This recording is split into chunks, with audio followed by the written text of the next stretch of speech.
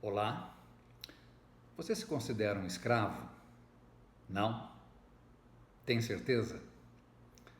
Pode ser que você seja um e nem se dê conta disso. Aliás, os melhores escravos são aqueles que não sabem que são.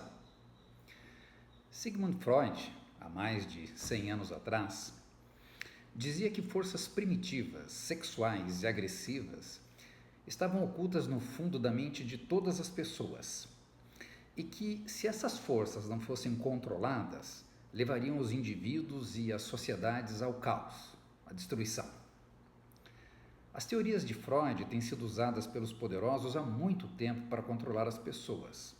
Talvez você, por exemplo. Freud tinha um sobrinho americano, Edward Bernays, e ele foi a primeira pessoa a usar as ideias de Freud para manipular as multidões. Ele mostrou às grandes corporações americanas como poderiam fazer para as pessoas desejarem comprar as coisas que não precisavam, associando essas coisas aos seus desejos inconscientes. Daí para o controle político das massas foi um pulo. As pessoas satisfeitas com seus desejos tornam-se dóceis, fáceis de manipular. E foi assim o início do consumismo, que passou a dominar nosso mundo desde então. O consumismo seria uma forma de dar às pessoas a ilusão de controle. Antes de se enveredar por este caminho, Edward Bernays tinha sido muito bem sucedido na propaganda da participação dos Estados Unidos na Primeira Guerra Mundial. E ele disse: se você pode usar a propaganda na guerra, por que não na paz? O termo relações públicas nasceu com ele. Para você ter uma ideia do poderio das ideias deste homem, ele foi o principal responsável pela queda do tabu do cigarro entre as mulheres. O cigarro é um símbolo de pênis e, portanto, do poder masculino. E ele associou o ato da mulher fumar com a ideia de que seriam mais poderosas e independentes. Achar que fumar vai te tornar mais independente é totalmente irracional, mas elas sentiram-se assim naquela época e hoje também. Então a ideia pode ser irracional, mas vende, e muito. Ele também mostrou às construtoras de carros que poderiam vender seus carros como símbolos da sexualidade masculina. Ele foi simplesmente genial.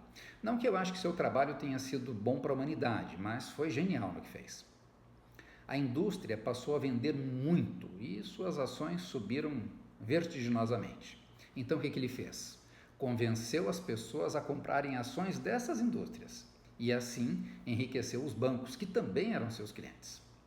Um círculo vicioso, com grandes lucros para os poderosos e a busca da felicidade pelo consumismo.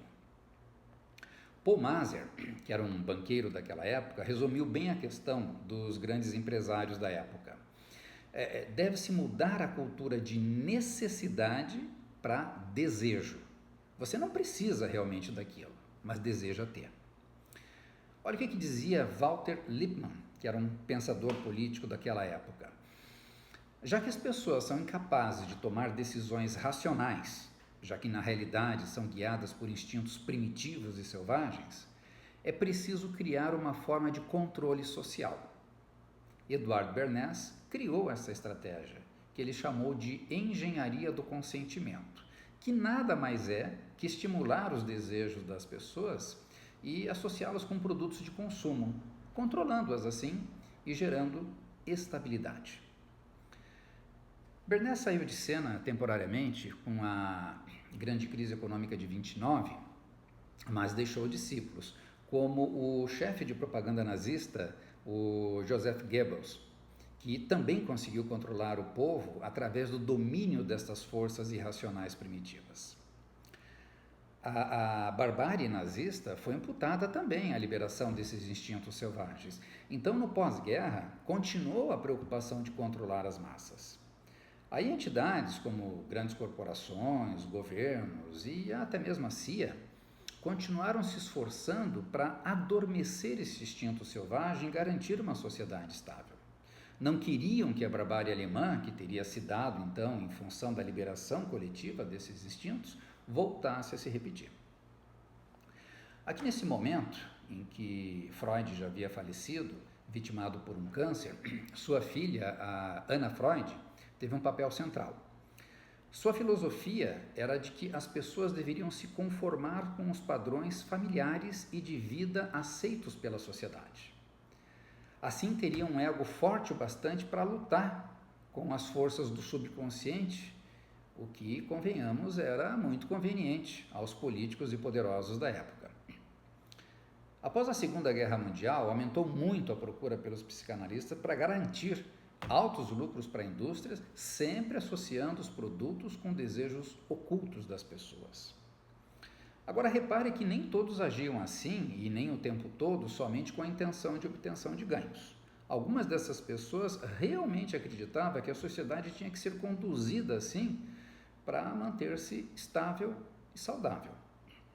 Então era uma elite que, desejando o melhor para a população, mas convictos de que essa população era incapaz de pensar por si só, manipulavam de tal modo que aceitassem, sem se dar conta do que estava sendo proposto. Então você acha que está escolhendo algo por sua iniciativa, seu raciocínio, mas por trás da sua escolha, sem que você percebesse, houve toda uma engenharia para atuar na sua decisão que no final não foi sua. Mesmo quando você se propõe a se libertar do passado e construir um novo eu, se individualizando e fugindo de tudo que é massificado, as corporações descobrem como satisfazer desejos individualizados. Então, a partir daqui, a indústria passa a categorizar a sociedade de acordo com seus desejos. Aqui surgiu o termo estilo de vida e o marketing do estilo de vida. O produto tem apenas que expressar o valor de um determinado grupo que fatalmente vai vender. São produtos que invocam uma maior sensação de individualidade. Então a indústria desenvolve produtos mesmo para pessoas que querem mostrar rebeldia. A filosofia é entender os seus desejos e depois satisfazê-los com seus produtos. E é claro que trouxeram para o sistema político a mesma filosofia de regras de consumidor que a comunidade empresarial tem. Então, talvez sejamos escravos dos nossos desejos. O fato é que estamos sendo manipulados por todo tipo de mídia que nos controla e nos dirige sem que nos demos conta. Então, a gente trabalha durante o dia, muitas vezes numa atividade que não gostamos, e à noite, quando chegamos em casa, quando poderíamos parar e pensar um pouco no sentido de nossas vidas, assistimos televisão ou entramos em alguma rede social. E qual o conteúdo desses programas?